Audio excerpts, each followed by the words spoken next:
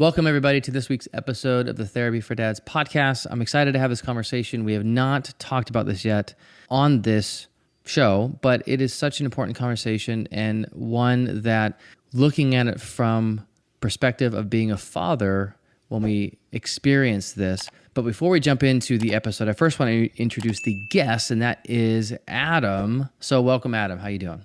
Good. Thanks for having me on. I appreciate you. Yeah. So where are you calling in from? Where are you at? I'm from Connecticut. Connecticut. So we are on the opposite end of the earth, not the earth, sorry, the United States. Although it feel that sometimes. Way. It is a long way away. And, I would love this piece of this podcast is that I have been able to connect with men and women across the world, literally across the world, across the United States and in Europe and Canada and all over the place, kind of uniting these conversations and finding that there's a lot of people out there doing amazing things, trying to help and bring resources and healing and support to men and fathers. And Adam is one of them. And I don't know how I forget who stumbled upon who, but we began talking, and it's one of those things that I think, like a lot of things in life, you don't really realize how often or how regular some things happen in life until it happens to you or your family goes through it. And then you realize, actually, this is kind of more common than you think, a higher percentage than you think. And so the conversation tonight is really about, one, the NICU and having a baby and premature baby. And then with that is kind of the support or gaps of support for men and fathers. So Adam, let's just begin the conversation with that. So what are some of the stats, first and foremost, about kind of the NICU and premature babies? Well, it's estimated in the United States alone that's 1 in 9 children will be born premature to some degree. So prematurity typically is any child that's born 36 weeks or earlier. Anything past 36 weeks is considered a full-term pregnancy, and usually has very little complications and stays. But one of the other things that a lot of people don't really realize is that they think often with the NICU, it's premature babies, but 60% of the babies in the NICU are actually full-term babies that have all kinds of medical issues. And those could be kids with heart issues, brain issues, developmental issues, diseases that are born that way. So the NICU has a very complex dynamic of different people, different families, different parents that are really trying to navigate probably the hardest situation in their entire life, and having to navigate that in a very isolated space where there's not a lot of support systems. There's not a lot of ability to congregate, talk with other parents about what they're going through. And it really is a very scary situation. Yeah, I have not had the experience of that personally. I've had friends and other family members go through it.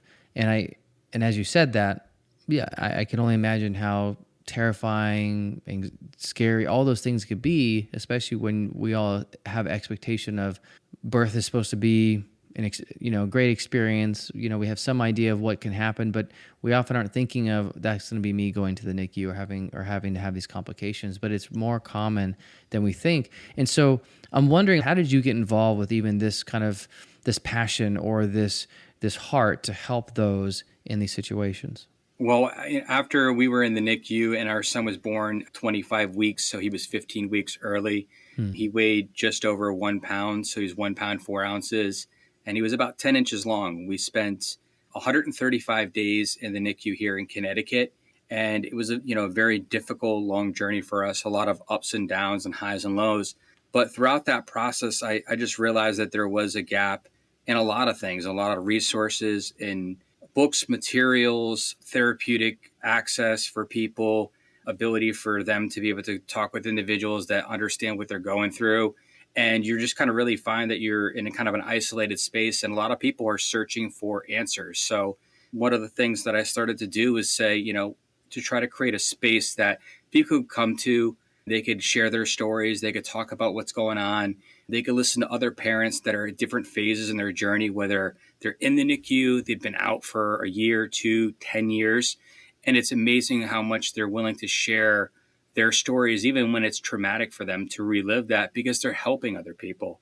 So I've created kind of platforms. I've created websites that really is about sharing information, finding different people that are resources, and kind of paying it forward and saying, come check this place out, or reaching out to parents and saying, there are nonprofits locally near you that can help you and support you, linking with other parent networks, with dad networks, finding them all over. I found dad networks that are in the UK, over in Australia. And so whenever I find parents that kind of come to me and find me either through websites or social media, I steer them in the direction and try to get them the support they need, because it's really just about paying it forward and helping those parents and kind of setting yourself up in a position where you're helping somebody that maybe you didn't have the help for. And I think it's really helpful when you're able to do that and make something positive out of the experience and allow a parent to have their experience be a little bit less scary than what you had for you.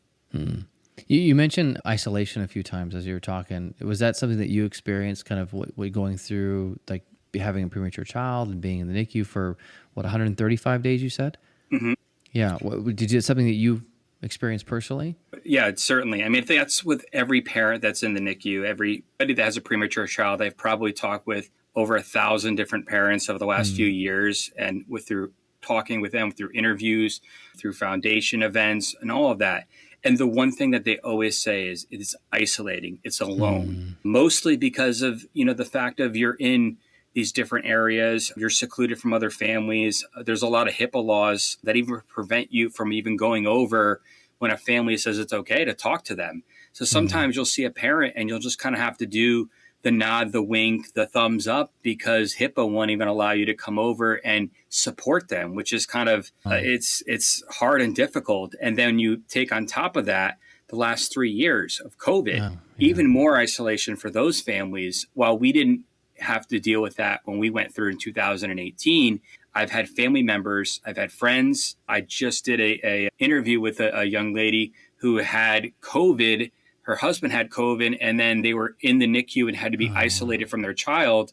So for 19 days, they couldn't even go to the NICU to see their child. And on top of that, both of them couldn't be there at the same time to support each other. So imagine having to go to the NICU and not have your significant other with you, your partner, to hold your hand, to be there, to cry on, and you're having to, spend 7, 8, 10 hours alone with that baby, hearing all the alarms, the doctors. So it's even more scary with everything we've happened with the pandemic. And you talk about the lasting effects of what it's done across the world. And that's one area and community that probably not a lot of people realize how difficult it was on the connection to your child in the beginning, your ability to hold them, to read to them, to touch them, to do all the things you're supposed to do as a parent is so meaningful to their growth and development. And in many ways, it's could mean whether or not they live or die. The studies show that overwhelmingly, the more impact the parent has by their care, by holding them through skin-to-skin contact on their chest, on their body, through reading, through music, through any interaction with the parent, even just smelling them, has overwhelming effects on the long-term growth, development, and whether or not they do end up surviving. Because in the NICU, you can have a lot of families that have very similar circumstances, and one child may progress and eventually go home, and another child may be there for a very long time or unfortunately not survive. And I saw that many times where we would see families and, they would be on the same machines as we were. They had the same situations, same doctors. They were there all the time. And, what changed and what had a different dynamic from baby to baby, one will never know. But the one thing we do know is that the interaction of parents in the care of their child in the early stages is monumentally important. Every NICU doctor, every nurse, anybody that's in that field will tell you it has a lasting effect more than you will ever realize. And I think that's one thing that a lot of parents who don't have children that are premature or babies that are in the NICU that are sick don't realize how crucial those little things that you're doing and you kind of take advantage of in the beginning of being a parent, holding your child and being able to do that. There's so many families that it could be weeks or months before they even get to hold them for the first time. So it's a very isolating experience. And that's kind of why I've done a lot of the things I've done with writing books, with social media accounts, with interviewing families, with connecting with a variety of people through so many platforms, is to make them understand that you're not alone. I feel the same things you feel. I think the same things that I went through are funny too. I use a lot of humor with that because it's a way for me to cope. It's a mechanism that I think a lot of us identify with. And when I'm able to make somebody laugh and say, yeah, that was a really bad day, but to see another parent that sees it the same way I do, it makes them feel seen. And I think that's a hard thing to do.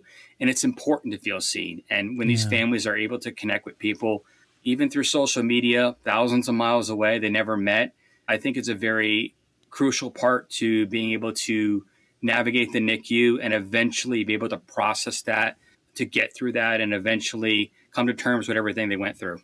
Yeah. And you're right, taking it for granted. I mean, there's so many things you said that I want to definitely have you expand on. But the thing that stood out to me initially that I felt like in my body was just that not being able to hold your kid or be near them, or even the family that going through COVID, like really that separation, and how, in a way, not that I took it for granted to hold my kids, but I didn't have to have the experience of not being able to hold my kid for 19 days or touch them or smell that, like all those things that I was doing, not even thinking about it, maybe unintentionally taking it for granted, but that to me was normal. It's like I didn't think there was no grid for that for me. So to me, hearing that, I'm just like, I can't imagine how that must feel in feeling like wanting to do something and I can't, and the isolation. And you mentioned the HIPAA laws. You can't even, you see someone hurting, you want to support, but you can't talk to them, and how awkward that must feel. Like I don't know, helpless. Like, what do I do with this? Like, can you speak a little bit more of like, so you mentioned isolation. What are some of the other experiences or things? You mentioned alarms and all these sounds. Like, what are some of the experiences that you can maybe give a little bit of a window to for people that haven't had that experience? Well, besides the isolation, it's an overwhelming amount of information being thrown at you. And you think about that, is that there's people from all walks of life, all backgrounds, all education, all cultures around the world that are going through the exact same thing. And again, it's while we may have different cultures and different opinions, we all suffer through the same things universally, unfortunately. We all deal with it. We all deal with the grief and the anguish and the pain and the anxiety. The alarms are a big part of that. The hard part is you're watching your baby and you have all these wires going into them. You have all these tubes going into them. You have these bright lights. You have these dim lights. You have alarms all around you going off with other babies. You have a nurse that's just inches away from you, constantly sitting there, just dedicated to your child. And while it's comforting, it's also scary because you know that you need somebody to be that close to them for so long till to be able to get better. And there's constant change, constant back and forth. It's a roller coaster ride. Every NICU parent will tell you that the NICU is a roller coaster. It's ups and downs, it's highs, it's lows. It's coming in the morning and you're living the best day of your life because your child is progressing and they're doing great and all their numbers come back. And you go down to grab something from the cafeteria, you come back, and the entire team surrounded your baby. And it's just so quickly how things can change. Yeah. So your body is physically and emotionally wiped out. It feels like you ran a marathon, especially the first week or two. I consider myself to be somebody that's in great health, served in the military for 20 years. So I'm used to that regiment, my body being able to put through stuff. I never felt more exhausted than those first few weeks because you can't get enough sleep. You can't fall asleep when you get home. All you're thinking about is, if the call comes in, what's going to happen? And those first few weeks, you're also just constantly like talking with the doctors and hoping that you're not going to get a phone call to like come to the hospital now. And you're not sure if something's going to happen to them. And I think as a dad, you feel very useless because one of the main things as men and as fathers, we are supposed to be protecting our spouse and we are supposed to be protecting our children. And you can't do either there. There's nothing you can do to say to the doctors or to say to God or to say to the universe, hook me up to all the machines, let my wife, let my child be okay, let me take that. And I think most men out there and fathers would do that. They would take all of it so that their kid can just have a nice, easy stay. But that's not how it works. And you find yourself trying to figure out, what can I do? And you kind of sit there and you feel like you're just a paperweight for a bit and you don't know what you can do. You don't know what to say to your partner. You don't know what to say to the doctors. You're trying to keep all your emotions in check. And I think that's a big part of what men and dads do is they have a poker face the entire time they're there. the emotions that they present to their spouse, the emotions they present to others is not reflective of what they are really dealing with on the inside, but they're never going to say anything about it. They're never going to reveal that because we don't want to put any more pressure, any more stress on our partner. We want to support them because they're going through even worse, probably stress than we are, because with moms, often it's guilt. And no matter what you tell them, and no matter what the doctor says and the nurse and the practitioners and the therapists that come there and the support and say you did everything right and it's not your fault that your child is sick or premature, they blame themselves. They'll blame themselves for the fruit they ate or the burger they ate, or they go into all these things where they blame themselves. And just, it takes them a while, if ever, to really get to the point where they say, it's not my fault. It happens. And I think it's important for, people to talk about it. And that's one of the reasons I do talk a lot about it, is because I think people need to understand that your emotions or feelings, we're all feeling the same thing as you're feeling. Moms are feeling that. Dads are feeling that. It's not your fault. And I think when we can normalize those feelings and talk about it out loud, it helps other parents in real time. When they come across a podcast, they come across a video, they come across the post on social media, they can sit there and say, I felt like that. I'm not the only one. I'm not weird. I'm not crazy. It's normal. And you have to normalize the emotions and the ups and downs of that experience so that people can process it, get through it, and hopefully recover. Yeah. And I'm wondering for you, and then I want to talk, we'll transition to some of the gaps and some of what you've been doing, which I think is so important to kind of fill these gaps and seeing a need. And I'm wondering if you could speak to, at least from your experience, you mentioned, I think in one hand, how men will, in this situation, probably get into kind of their own survival mode just to function.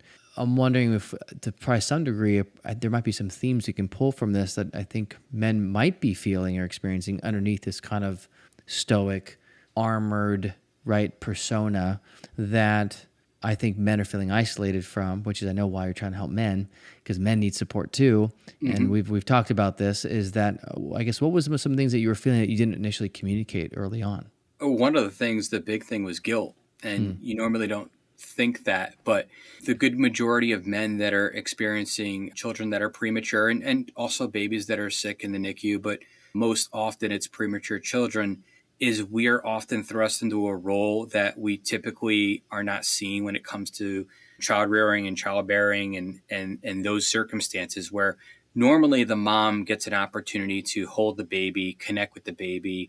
They call that the golden hour, that time after. And it's a positive, and it helps the baby in so many ways, and a healthy baby. With our son, as an example, my wife had a C-section, so we didn't get to see him. We didn't get to hear him when he was born. He had no enough lung capacity to make a sound. So they rushed him to a next room and they said, do you want to see your son? And my wife was obviously in no ability to do that. And I contemplated not doing it because I felt the guilt of my wife already being robbed of all the joys of being a parent, being pregnant, never got a baby shower, didn't even paint anything. You're so early, you're not prepared. Didn't get to do all the things, and was living really more in the last few weeks of the pregnancy, so many ups and downs and uncertainties if she would even be able to carry the child. So I'm robbing her yet again of a first that she's going to look forward to, and every mom looks forward to. And the dad being able to see the baby first, that's not common. You don't see that very often. And part of me said, I just don't want to rob her. But another part of me was, what if this is the last time and I don't know what's going to happen? Because when you're thrown into that situation and your son's 15 weeks early, and you don't know any of the stats, what it even looks like, I had no clue what a child like that small looked like. No clue. If I thought he would be underdeveloped, he would look like he didn't even have formed limbs completely yet. I mean, there's still so much to do. So I really, in my mind, I had this completely scary scenario that I was trying to keep to myself. So I got a chance to see him. I got a chance to go down and see him in the NICU. And then at the same time, in those experiences, the dad is often communicating back to mom how the baby's doing. We're typically in reverse. The mom might be keeping the dad up what's going on. Maybe the dad goes home with the other kids or just whatever. That's a different situation. So the dynamic kind of shifts a little bit. And I find myself also having to take ownership, leadership in the situation, having to take point on a lot of things with the medical care, the team, being able to be up there around rounds with the doctor so that my wife could really just focus on being a mom and not focus on all that stuff. And I think that was an important piece to be able to help be a part of the care and be impactful at that point when I felt like I really wasn't able to be. And a lot of it was also being scared. I'm scared out of my mind for her, for him.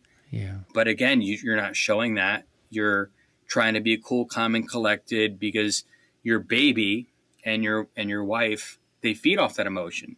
So if you're able to keep that emotion in check, even if you're crying in the bathroom, even if you're screaming in your car, whatever you're doing away from everybody else to get you through that moment of that day, that's fine. But at the end of the day, when you walk through that door, when she sees you and you're coming back, you need to be able to have everything in check so that she feels that and she's comfortable. And if she's comfortable, that's going to portray onto the baby. And the babies can pick up on that emotion because when you hold them, especially there, I could see the numbers and the stats on the monitor up and down. And when I had anxiety and when I was scared, it reflected in that. His numbers would dwindle. When I was feeling great and happy, his numbers were never higher than it had ever been before, which again goes back to the importance of the skin-to-skin contact and the importance of dads being involved in that as much as moms and having that impact on them and holding them and being part of the care, because it does help them so much with their development. And I think that's an opportunity that not a lot of men get to take part in. And there are some positives to being in those situations because, you know, you were never meant to see a baby born that early. But you get to see this baby develop and grow in ways nobody else has, and you develop an appreciation. And you said before, like, you know, I would know, and I'm glad you don't know that. I don't want anybody to feel like, oh, you know, I'm taking it for granted. I'm glad that you don't have that feeling because I don't want anyone to sit there and say I'm guilty about it. I appreciate what I have. I appreciate it even more. And hopefully other people realize and listen and say, you know, I appreciate it too, because you're going to have those days where you're going to look at your kid and they're going to be a pain, but you're going to think back and say, you know, I remember when we were in the NICU, or I remember hearing about a situation that a parent went through, and I'm glad we didn't have to go through that. And you appreciate things a little bit better. And I think the NICU puts things into perspective in a very real way that you never thought possible. Yeah. What were some of the other, because you've talked with men about this, other dads, and you mentioned scared and guilt. Is there like 2 or 3 other themes that you've noticed that you've heard like kind of repeated, that kind of what was behind that calm, cool, and collected that guys were keeping in check? Some of those other kind of more difficult, distressing emotions that you're like, yeah, okay, these are I'm seeing these repeated. Can you speak to a couple more of those? I think for dads, some of the other emotions, they kind of tie into guilt. It's finding the balance. I think there's also the guilt of having to go back to work. A lot of guys, a lot of men have to go back to work because they might be the primary provider. They might be on the insurance, and baby can't survive without the insurance. So I've got to go back to work, and mom might stay there and be with the baby all day long. And then you're coming in maybe a few hours a day if you're lucky, depending on the situation. I've had dads that work a 12-hour day, drive an hour and a half to the NICU at night to spend 45 minutes to drive back home and start it all over. So it's the guilt of that, because you're wondering if not spending enough time is the reason why they're not going to improve. And God forbid something happens, you always have that in the back of your mind, like, was I not invested enough? And I think that's a big part of that is, you know, trying to find the balance that we have to be able to be there, to be as a provider, to be there for our partner, to balance the baby's needs. And then at some point along the way, find out how to balance your needs. And I think, you know, guilt just plays a large portion of that. Yeah. I think, you know, anger plays a part in it too. Being angry at life, being angry at the situation, being angry when other parents are able to come home before you. And that's a normal one. And I kind of talk to a lot of people about that. It's okay to be jealous and to be angry sometimes in the moment. You have to be able to sit back and say, you know what, God bless them that they're able to go home And I hope that's going to be us soon. And I know another family is probably going to look at us when we leave and do the same thing. And it's a repetitive cycle that we all go through. And that's a big part of what I also talk with parents about and dads and moms. It's okay to feel that. You're not a bad person.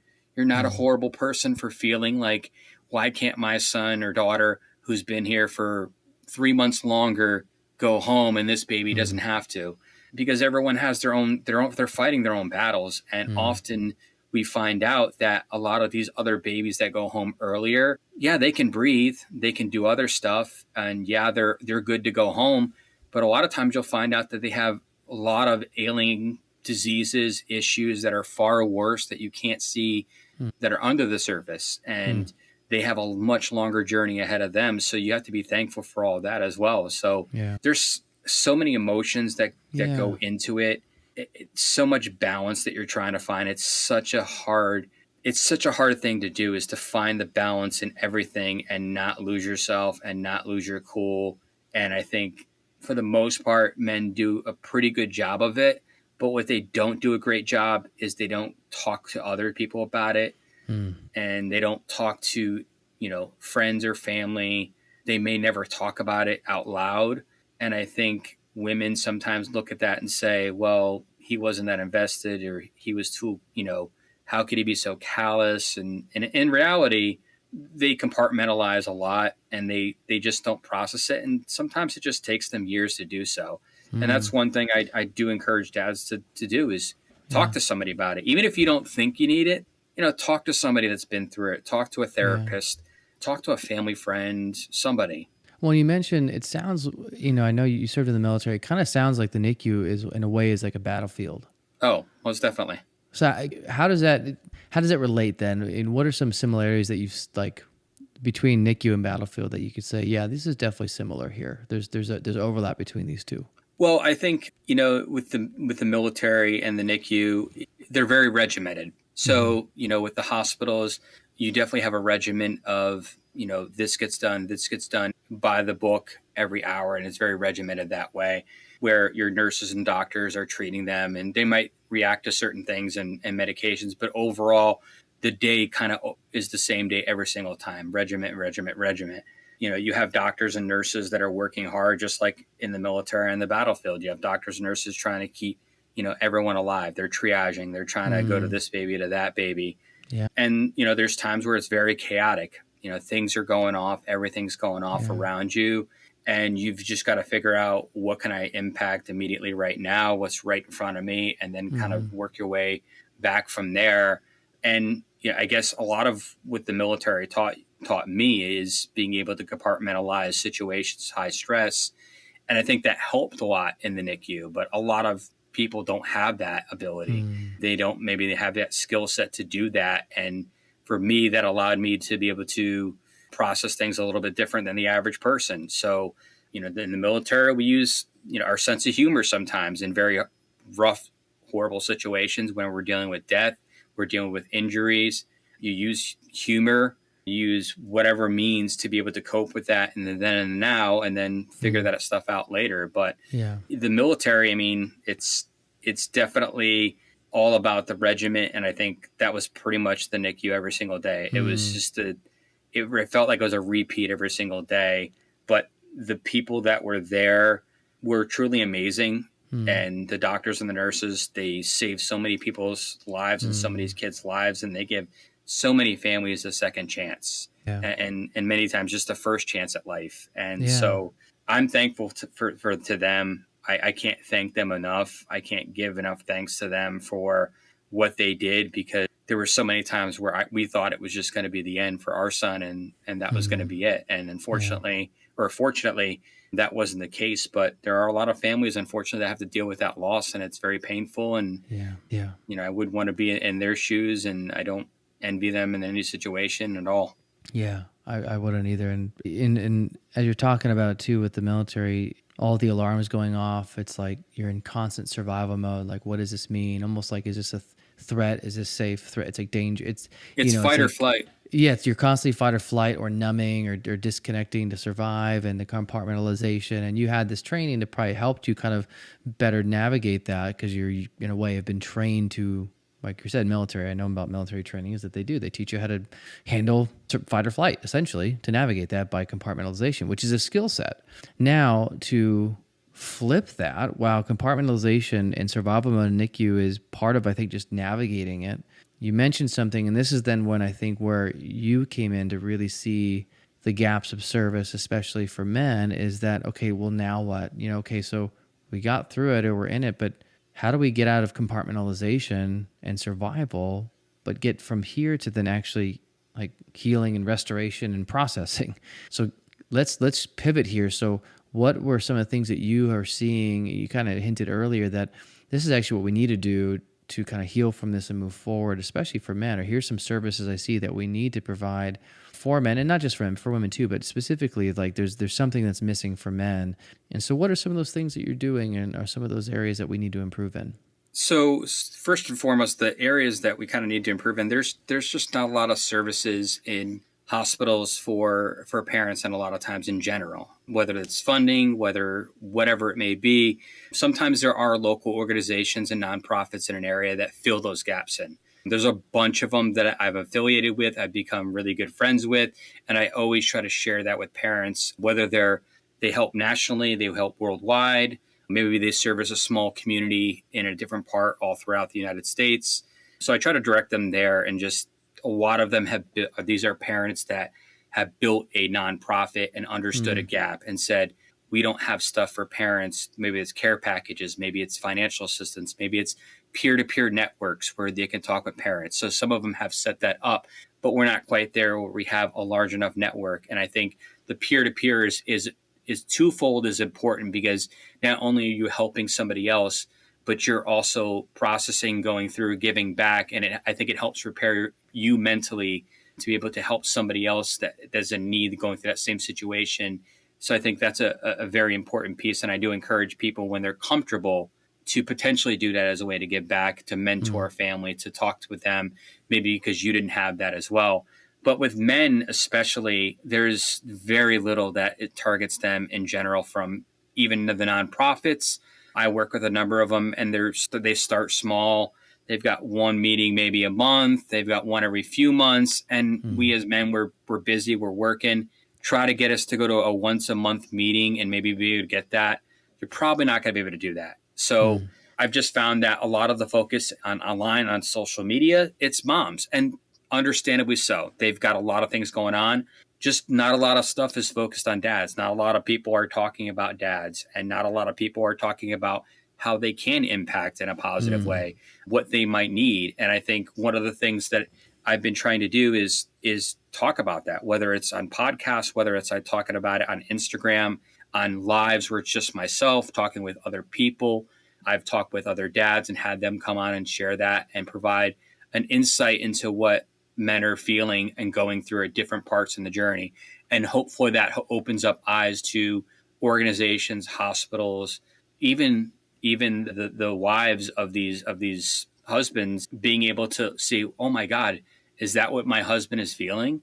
Like he's never articulated it to me, but there's been 3 or 4 dads that I'm watching, and I'm listening to this podcast now, and he's talking about all these things that I just never really thought were possible. And now they're able to go back and have those conversations with them and say, were you feeling guilt? Were you feeling anger? It's okay now to talk about that. I appreciate you being so strong during that period, but maybe let's have that conversation. And maybe it opens that up a little bit. And hopefully down the road, we will have more focus, and maybe more men will take part of that. And I think the other part of that, the other side, is that we've got to encourage men to, once the lifeline is thrown out to you, once the resource is there, take it. There are so many men that will not take the resource. And you know all too well that it's hard sometimes to get men to talk about their feelings and to be vulnerable. That's something that we fight every day to like, no, I don't need to be vulnerable. Right. But because it's important to do because that. what's the barrier that why'd you say that? I don't want to talk about it because why?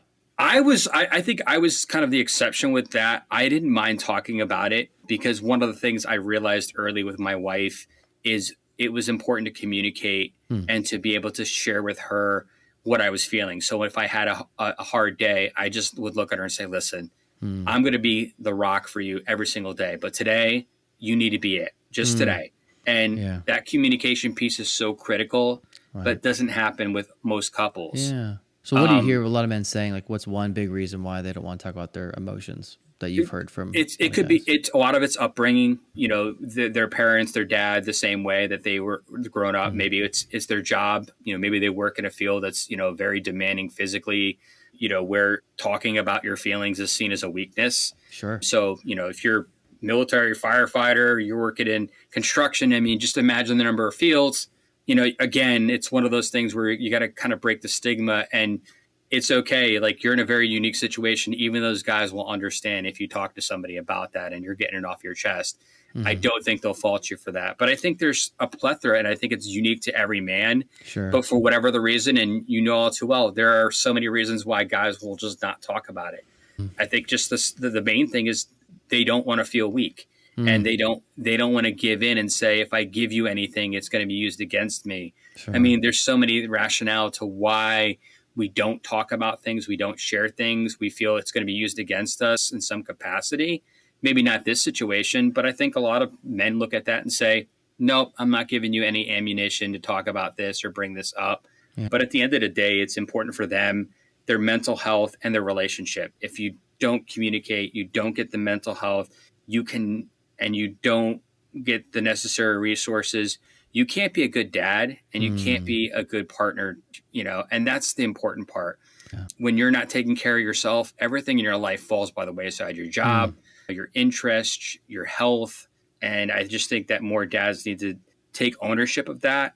And they also need to take ownership that they can be impactful in many more ways than they realize. And by doing that, it's a sign of strength, not a sign of weakness, conforming to, you know, gender roles or not conforming to gender roles. I think I've seen plenty of big burly tattooed guys with a little tiny baby on their chest and come out of it and said, you know what, like, I can do this. I can be in part of their care. And they became better parents, I think, out of it, because they had to do so much more of it in a very adverse environment, and they appreciate things a little bit more differently than the average person. So, you know, the NICU can be something that can be positive depending on how you look at it and where you're at in your journey as well. Yeah, I definitely a perspective that I don't think a lot of people would understand, right? Is that it can be positive in the sense of you could take away something that a learning experience, or if you're a guy, like, wow, this is actually important to connect and be emotional and vulnerable, and actually how this helps my child or my partner, or right. And you, going to what you said earlier too, if we don't talk about these things, if we don't care for ourselves, if we don't ever address the trauma of what we experienced, it doesn't go away. It comes out in our job, in our partnership or relationships, or with our kids, that it just or affects, you know, our friendships. It affects ourselves, right? Just day to day, like it starts to affect everything. And so we need that. And some of that is by creating resources, because there really isn't enough, right? It's like once a month. So you were saying we need more resources in the hospital. We need groups. We need mentors, like guys have been through it, to mentor other guys, to be there to listen, who've gone through the experience. Is there any other resources that you're thinking or needing that you're doing? I think we could change in our system. I think, you know, the resource material, I think hospitals could be more focused on bringing in the dad involved in the care. Yeah. And from that perspective, when the social workers are there, when the nurse is there, and that's one thing I've done quite a bit of is talk with a lot of nurses and healthcare workers, especially those that kind of follow me on social media and with the things I do, is to, you know, let them say, hey, bring the dad in, you know, pull him in. Even if the dad's sitting in the back, let him get involved, ask him if he has any questions. And even, you know, when mom walks away, hey, how are you doing? Just check in with them. Yeah. You know, how's everything doing? Those little things that you can do. As men, I don't think we need as much. The little things are what matter to us a lot of times the most. We don't need constant check-ins every single time. Some people do. I think it's the little things that people do that mean the most to us. And it just gets us through those points. What does it mean when a nurse checks in on a dad? Like, what does that communicate, do you think, for you or for the men you've talked with? I think when they check in with a dad, it means that they're invested in not only their child, but the entire family dynamic. And it's important because when you're there, especially if you're going to be there for a long period of time, that staff becomes to be like family. You get to know them, they get to know you, and you can't help but have a dynamic like that. So I think for me, I've had nurses that got me through a lot of things and, pulled me aside or just knew I was going to break down. I was having one of those days and would say, hey, can you help me grab something out of, the closet? And they didn't need help, but they just gave me an out to be able to walk away, to break down a little bit away from things and come back to the situation. I've had doctors that have talked to me, one-on-one, pulled me aside and said, how's everything doing? Is there anything we can do? And then there's been others that, really didn't care to talk too much about that. And I think everyone's different. I think you can change their perspective a little bit at a time, doctors and nurses and how they do things. And I think there is, there's more we can do, but I think you can just change a little bit at a time. The more people you talk to, the more people you communicate kind of what is going on in these situations. Maybe they really weren't aware of that. Maybe that's something they're not talking about. They're not teaching in healthcare. They've got so much going on. So I think you can educate a little bit of people and maybe they pay it forward. And they mention that, hey, during rounds today, let's make sure we're checking in with both parents. And those are little ancillary things we can do, progressively change. Rome wasn't built in a day, and again, I think the piece is just to make sure that we're also encouraging men to talk with their partners as well, and to be able to be open with them and to communicate with them when the time's right. It may not be in the NICU, and maybe when you get home a few months later and say, I've been holding some things in, can we talk? And you should be able to talk with your partner because that's the person that you love the most. You vow to spend your life with them. Yeah. If you can't communicate with them, you've got other problems, but I think you should be able to communicate and just say, I want you to know it's been really hard. Here's what I've been struggling with. And I just want you to know that if I've been presenting as moody or angry or depressed, it's just, I've been trying to keep it in to be good for you. But I also realize that that's not healthy either. And a lot of times women and wives will say, oh my God, I'm glad you told me that because I've been wondering, and now I know it's not me. Now I know it's, you've just been trying to hold it all in for me or for our family. And they're more than happy to take the load off of you and allow you to do maybe a few more things for yourself. And I think men have to also do that, is take more time for yourself to do the little things that make you happy. You got to find what makes you happy and joyful. Yeah, your kids are going to do that. Like your job might do that. Your wife might do that. But at the end of the day, like find a little passion in your life. And you got to continue to nurture that. And I don't think we do that. I think we just kind of let it fall by the wayside and we stay in that fight or flight mode way longer than we need to be. Right. And then that does have well, I'm not going to say it always, but it can and often has detrimental effects if we're staying in that fight, flight, shut down, freeze state too long. It starts to eat away at other things. And as we kind of start to close up, there's another resource that we haven't talked about, which I think is a really awesome resource, something that, well, you've created. So can you kind of share this resource that you have done and are currently doing? What is that? Well, I've written 3 books over the last couple of years, and I've children's books on prematurity and the NICU.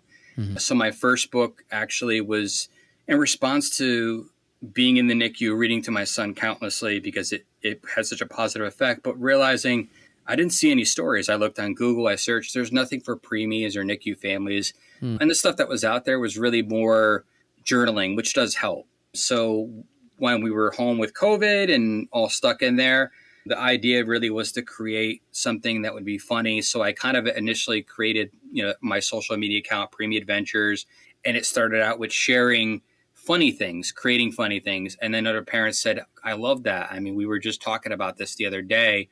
And that kind of blossomed into, well, maybe I should write a book about what we went through, but also it be funny and about celebrating the wins, the milestones, the good things in life that are unique to people that have preemie children. So I wrote our Preemie Adventure, and it's a celebration, a dedication to my son. It's a dedication to every family that is out there. It's a way for you to say, here's what you have to look forward to.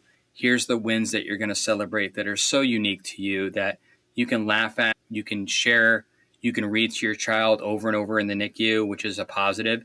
And then also you can look back later on and say, you know what? I'm not thinking about the bad days. I'm thinking about the day we came off this machine, or the day we got to finally put on our first outfit, or we got to take our first bath, or take our first bottle or see their child without all the things on their face. And just so many unique things that you don't really think about, but then you read it. And it's also in a way that a child can look at it. So when the child gets older, they can look at it and say, this is what your journey was. And it's an adventure. It's exciting. It's fun. Yeah. It's funny. And I think it's something that all parents can get. And as a result of doing that, I found somebody on social media who wanted to partner with me, a neonatologist, a doctor. He found me and he said, listen, I love educating families, but I see a huge gap. So this past year, he and I partnered together. We wrote 2 other books. One's called Our Respiratory Adventure, a NICU story. And it talks about, again, in a funny way, but also an educational way with a doctor kind of on the bottom of each page, and talks about in very layman's terms, what are the machines that they're using to treat your baby? Why are we giving your baby, as an example, caffeine? We give babies caffeine to help with their lungs and to keep them with breathing. We give them steroids. Well, why are we giving them steroids? And again, it's from the perspective of the parent, how we see the NICU in a funny way, how I perceive the different things that I saw, how a lot of other families do that I talk to. So it's a way to be able to celebrate them as well. It's a healthcare worker's opportunity to educate parents in a very easy, digestible way because they get overwhelmed. So now they can read it to their baby. They can sit there and look at it and say, now I know what this is, and I'm not confused, and I'm not getting confused when I'm talking with doctors. And it's been wonderful to do that and to partner with somebody who's passionate about that. And there's nothing like it out there. There's no doctors and parents writing books together. And then we decided to write a Christmas book as well. So we wrote a NICU Christmas adventure, and it just really, and that's, again, families all over. And it's about 3 kids who they have siblings that are in the NICU. Some are preemie, some are not. And they write to Santa, and Santa helps them get their little, brothers and sisters home and have a Christmas miracle. So it's so many families celebrate so many holidays and in the NICU, and it's so hard to be there. Yeah. So I wanted that to be something as well that you could read to your kids around the holidays. If you're a family there, it's something that I always wanted to write because I love the holidays, and it was great to be able to write that again with Dr. Fort and to be able to give back. So we plan to write many more books. I have 2 or 3 books already kind of in the works now, and it's really going to be about helping families be seen, be sharing on the adventure together, to be able to say, you have hope. And I think that's something that's very lacking. And I think it's good to be able to see that there's a dad that's out there writing stuff for things. I think that's a space you don't see a lot of dads and people doing. They're not writing things for children's books. So I think I get a lot of positive reviews from moms and dads and people that are just like, this is wonderful. And it's inspired a lot of people to start writing their own books and sharing their own stories. And I'm happy to be able to share those as well and encourage others, because I think it's great to have now so many more resources than we had 5 years ago. Yeah. And hopefully in 10 years, a family that goes through that will have a plethora of books that they can go through, that they can read to their kid, that they can not feel alone. They can have 10 times the more resources and feel supported. And I think that's really what it's about, is to be able to say, we went through this hard, difficult time in our life. It was so challenging. And I questioned God and why all this was happening. And then I realized the last few years, my purpose was to, 1, raise this amazing human being and to get a chance to do that. But 2, is to take that experience and to pay it forward and help others, because I did get a second chance. And every day that I'm able to do that, I'm thankful for that, because it's an opportunity to help another parent out. And it makes sense of the situation. Like, sometimes we never get an opportunity in our entire life to realize why something traumatic or difficult happened to us. And a lot of people say, well, it happened for a reason, or it's God's will, or, God works in mysterious ways. And for one of the few times in my life, I was able to say, that's the mysterious way. He had me go through all this stuff, endure all this stuff, so that eventually I could help other people, and to be able to be an advocate for parents, and especially for dads, to be able to say, get involved, be a dad, be an advocate, get the help you need, and be able to move forward in your journey. And I think that's really the important part. And every person I'm able to assist in some small way, it just makes it that much better. It pushes me that much more to really advocate and talk, and hopefully more and more dads will. And my hope is that in a while, there'll be thousands of men talking about this, and everybody will know about what it's like for preemies and NICU families, and maybe they'll give and they'll donate and they'll help, and more positives will come from it. Yeah. Well, they'll be seen. Isolation won't be a thing. There'll be support, and they'll know that it's okay to compartmentalize at times when it's needed, and times to actually be open with other men and get support and be honest, right? And humor and taking care of, like, all those things you just said. And I think it's so great that you're doing that and really filling, like, in a very unique, artistic way, a need within you, kind of like this world of people that live and have gone through the NICU, and be able to have a resource that is accessible, and then creating these other resources too with communities and organizations to say, hey, we need to support men in this. Men need to get involved, even talking to the nurses or doctors. Hey, ask dad how he's doing. Dads need to be checked in. They need to be part of it. And so I think what you're doing is so beyond amazing. And so if people want to find what you're doing, if they need your resources, how can we find you? How do we get contact? All those things. Well, you can, on social media, on Facebook, Twitter, and Instagram, you can find me at Premie Adventures, or you can check out premieadventures.com. You can not only find the books there, but on premieadventures.com, I have hundreds of resources. Every time I find a nonprofit or resource, somebody volunteers, a book, a podcast, that's all on there. Great. Just like this podcast will be on there. I add those on so that parents will have a one-stop resource. And if they want to add a resource, they have an organization or something that might benefit, they can reach out to me at ourpremieadventures@gmail.com, or through premieadventures.com. They can message me through there or social media. And I'm happy to add that if that's going to help some parent out there that get the resources they need. No, I think that's so good. I think it's just not knowing where to go, where to start is. Yeah. And yours is like a major signpost here. It's like, not you offer resources yourself, but also, hey, here's all the other stuff that I've been looking into across the U.S. or even the world of, like, things that I know about to start with. And I think that's such a helpful thing for parents, is because I don't know, where do I go? I don't know what to do. Where do I look? Who? So I think that's so good. So everyone's gonna be it'll be in the show notes. There'll be clickable links, hyperlinks to take you to Adam's site, to all of his socials. Reach out to him. He's a great guy. Say hi. If you need help, he will point you in the right direction. He clearly cares about this. Like, this is his heart. Like you said, like, this experience, not that I don't think bad experiences are ever intended, but I think we can take something that's like suffering and turn it into a purpose, and turn it into kind of our drive for living. And like you said, time and time again, to pay it forward, which what I'm hearing your heart's all about is to help others and say, wow, I'm taking this awful, awful, terrifying, scary, isolating experience. Coming out of this, I now have this perspective and mission in life to help those, to ease their suffering even a little bit. And hopefully 10, 20, 50, 100 years down the road, this will continue to grow and kind of be a legacy. So Adam, I thank you so much. And I just, wish you just continued blessing and strength and, doors opening and encouragement, all those things to keep doing. Just what an important work that you're doing. So thank you, and have a wonderful night. Thank you. I appreciate it, Travis.